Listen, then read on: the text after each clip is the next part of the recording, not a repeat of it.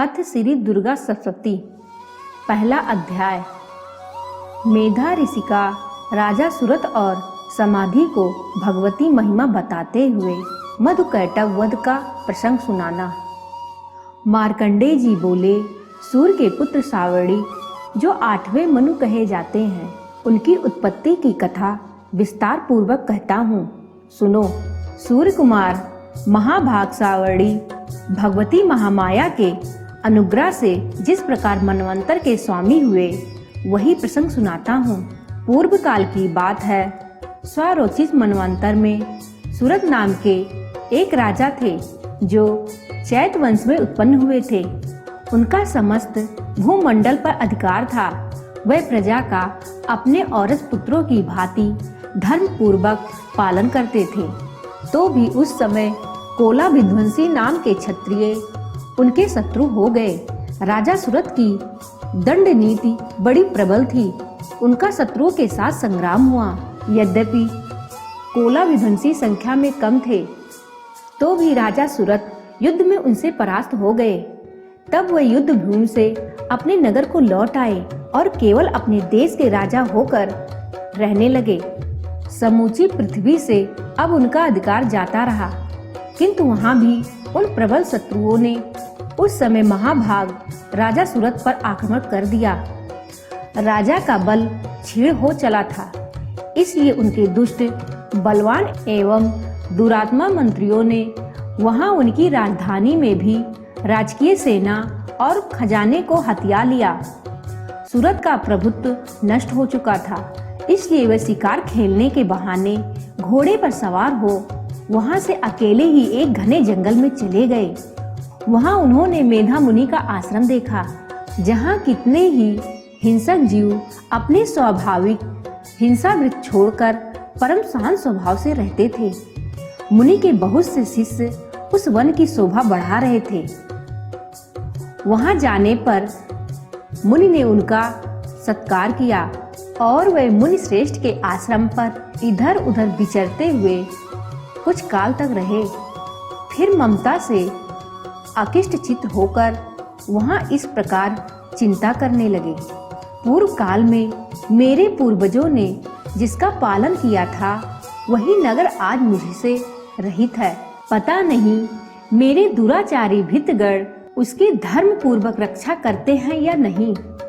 जो सदा मद की वर्षा करने वाला और सूरवीर था, वह मेरा प्रधान हाथी अब शत्रुओं के अधीन होकर न जाने किन भोगों को भोगता होगा। जो लोग मेरी कृपा, धन और भोजन पाने से सदा मेरे पीछे पीछे चलते थे, वह निश्चय ही अब दूसरे राजाओं का अनुसरण करते होंगे।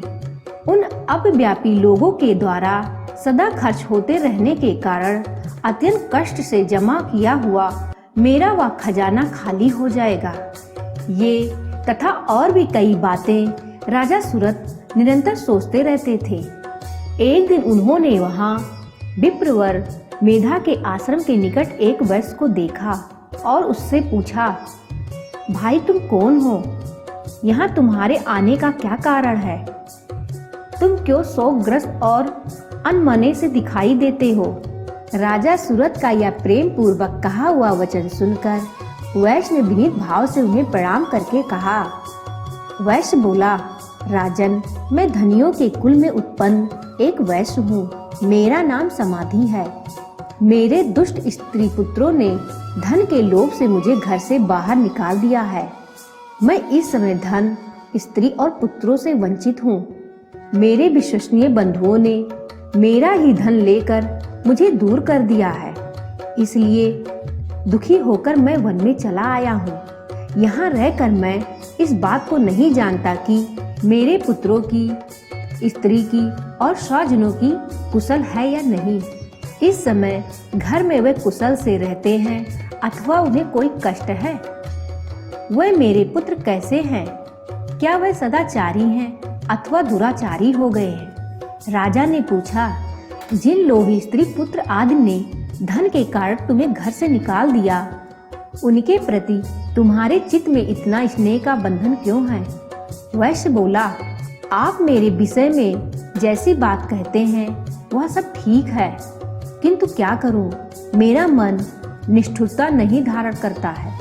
जिन्होंने धन के लोभ में पड़कर पिता के प्रति स्नेह, पति के प्रति प्रेम तथा आत्मीय जन के प्रति अनुराग को तिलांजलि दे मुझे घर से निकाल दिया है, उन्हीं के प्रति मेरे हृदय में इतना स्नेह है। महामते, गुणहीन बंधुओं के प्रति भी जो मेरा चित्त इस प्रकार प्रेम मगन हो रहा है, या क्या है, इस बात को मैं जानकर भी नहीं जान पाता।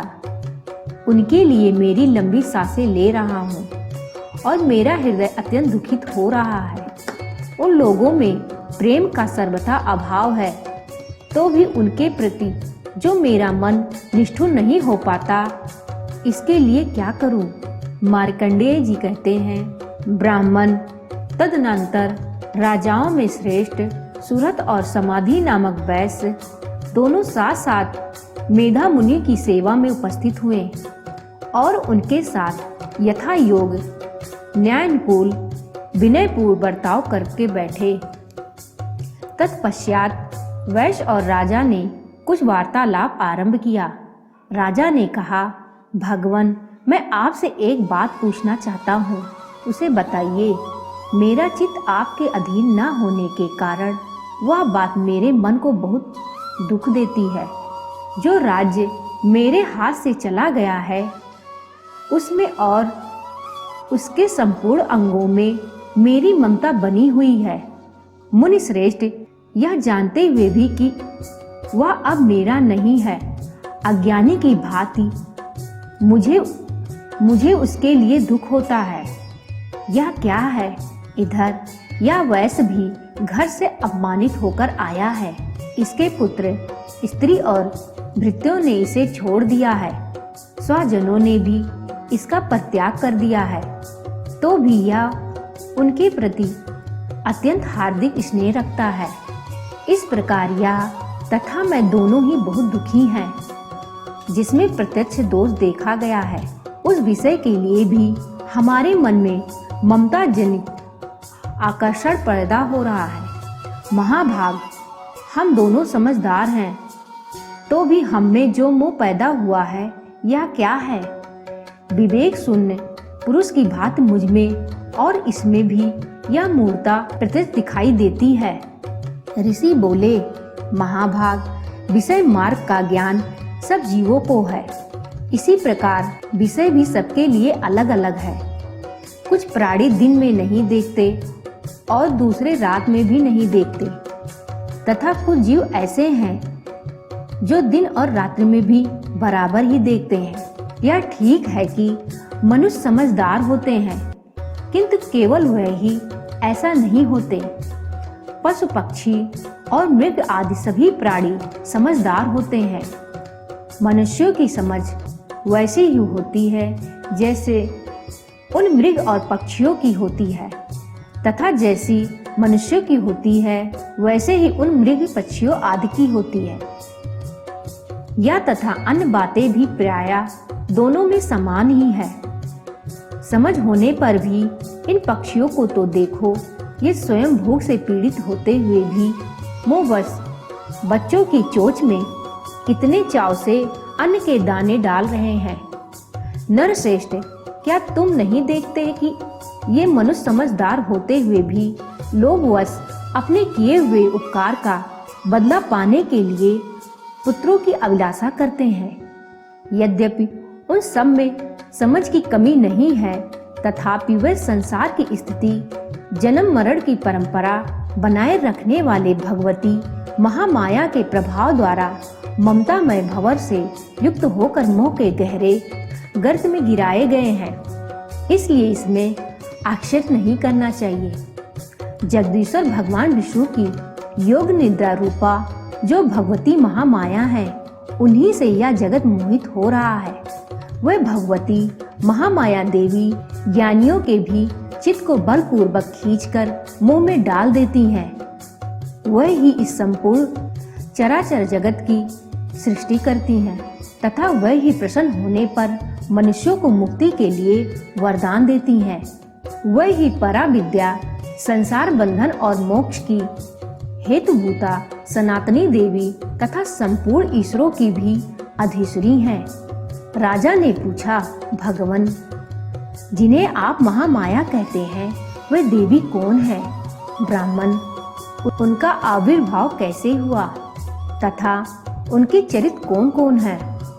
ब्रह्म बेताओं में श्रेष्ठ महर्षि उन देवी का जैसा प्रभाव हो, जैसा स्वरूप हो और जिस प्रकार प्रादुर्भाव हुआ हो, वह सब मैं आपके मुख से सुनना चाहता हूँ। ऋषि बोले, राजन, वास्तव में तो वह देवी नित्य स्वरूपा ही है।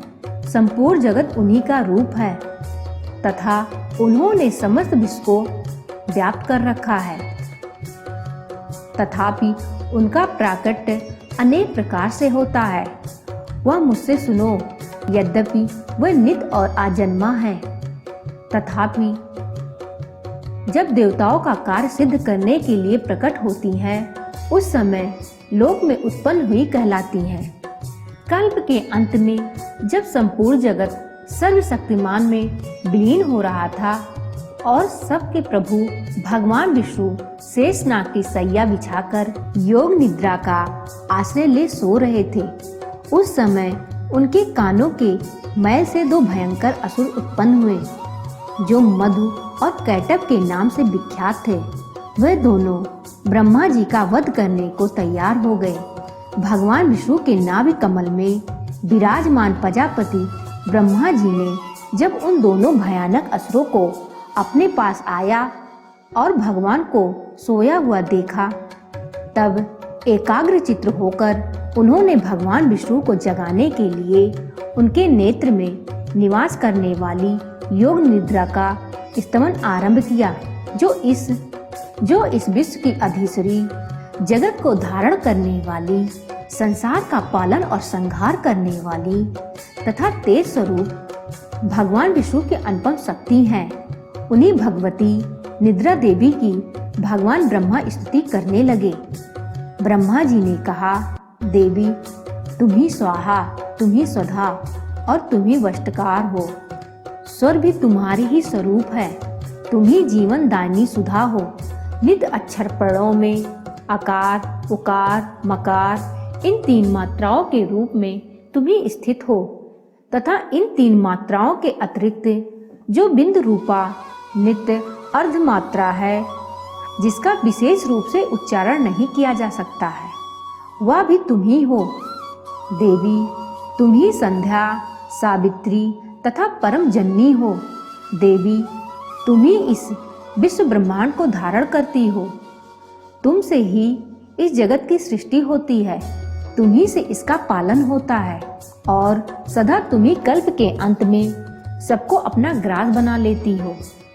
जगन्मयी देवी, इस जगत की उत्पत्ति के समय तुम सृष्टि रूपा हो, पालन काल में स्थिति रूपा हो और कालपांत के समय संहार रूप धारण करने वाली हो। तुम ही महाविद्या, महामाया, महामेधा, महास्मृति, महामौरूपा, महादेवी और महासुरी हो। तुम ही तीनों गुणों को उत्पन्न करने वाली सबकी प्रकृति हो। भयंकर कालरात्रि, महारात्रि और मोहरात्रि भी तुम ही हो। तुम ही श्री, तुम ही ईश्वरी, तुम ही ह्री और तुम ही बोध स्वरूपा बुद्धि हो। लज्जा, पुष्टि, तुष्टि, शांति और क्षमा भी तुम ही हो। तुम खड्ग धारिणी, शूल धारिणी, घोर रूपा तथा गदा, चक्र, शंख और धनुष धारण करने वाली हो। बाण, भुसुंडी और परिघ ये भी तुम्हारे अस्त्र हैं। तुम सौम्य और सौम्यतर हो। इतना ही नहीं, जितने भी सौम्य एवं सुंदर पदार्थ हैं, उन सब की अपेक्षा तुम ही अत्यधिक सुंदरी हो। पर और अपर, सबसे परे रहने वाली परमेश्वरी तुम ही हो। सर्वस्वरूपे देवी, कहीं भी सत असत रूप जो कुछ वस्तुएं हैं और उन सब की जो शक्ति है वह तुम ही हो। ऐसी अवस्था में तुम्हारी स्तुति क्या हो सकती है? जो इस जगत की सृष्टि, पालन और संहार करते हैं, उन भगवान को भी जब तुमने निद्रा के अधीन कर दिया है, तब तुम्हारी स्तुति करने में यहाँ कौन समर्थ हो सकता है। मुझको, भगवान शंकर को तथा भगवान विष्णु को भी तुमने ही शरीर धारण कराया है, अतः तुम्हारी स्तुति करने की शक्ति किसमें है। देवी, तुम तो अपने इन उदार प्रभावों से ही प्रशंसित हो। ये जो दोनों असुर मधु और कैटभ हैं, इनको मुंह में डाल दो और जगदीश्वर भगवान विष्णु को शीघ्र ही जगा दो। साथ ही इनके भीतर इन दोनों महान असुरों को मार डालने की बुद्धि उत्पन्न कर दो। ऋषि कहते हैं, राजन, जब ब्रह्मा जी ने वहां मधु और कैटभ को मारने के उद्देश्य से भगवान विष्णु को जगाने के लिए तमोगुण की अधिष्ठात्री देवी योग निद्रा की इस प्रकार स्तुति की, तब वे भगवान के नेत्र, मुख, नासिका, बाहु, हृदय और वक्ष स्थल से निकलकर अव्यक्त जन्मा ब्रह्मा जी की दृष्टि के समक्ष खड़ी हो गई। योग निद्रा से मुक्त होने पर जगत के स्वामी भगवान जनार्दन उस एकाड़ों के जल में शेषनाग की सैया से जाग उठे। फिर उन्होंने उन दोनों असुरों को देखा। वह दुष्ट मधु और कैटभ अत्यंत बलवान थे और क्रोध से लाल आंखें किए ब्रह्मा जी को खा जाने के लिए उद्योग कर रहे थे। तब भगवान श्री हरि ने उठकर उन दोनों के साथ 5000 वर्षों तक केवल बाहु युद्ध किया। वह दोनों भी अत्यंत बल के कारण उन्मत्त हो रहे थे। इधर महामाया ने भी उन्हें मोह में डाल रखा था, इसलिए वे भगवान विष्णु से कहने लगे, हम तुम्हारी वीरता से संतुष्ट हैं, तुम हम लोगों से कोई वर मांगो। श्री भगवान बोले, यदि तुम दोनों मुझ पर प्रसन्न हो तो अब मेरे हाथ से मारे जाओ। बस इतना सा ही मैंने वर मांगा है, यहाँ दूसरे किसी वर से क्या लेना है। ऋषि कहते हैं, इस प्रकार धोखे में आ जाने पर जब उन्होंने संपूर्ण जगत में जल ही जल देखा, तब कमल नयन भगवान से कहा, जहाँ पृथ्वी जल में डूबी ना हो, जहाँ सूखा स्थान हो, वहीं हमारा वध करो। ऋषि कहते हैं, तब तथास्तु कहकर शंख चक्र और गदा धारण करने वाले भगवान ने उन दोनों के मस्तक अपनी जांघ पर रखकर चक्र से काट डाले। इस प्रकार ये देवी महामाया ब्रह्मा जी की स्तुति करने पर स्वयं प्रकट हुई थी। अब पुनः तुमसे उनके प्रभाव का वर्णन करता हूँ, सुनो। इस प्रकार श्री मार्कंडेय पुराण में सावर्णिक मनवंतर की कथा के अंतर्गत देवी महात्म्य में मधुकैटभ वध नामक पहला अध्याय पूरा हुआ। इति प्रथम अध्याय संपूर्णम्।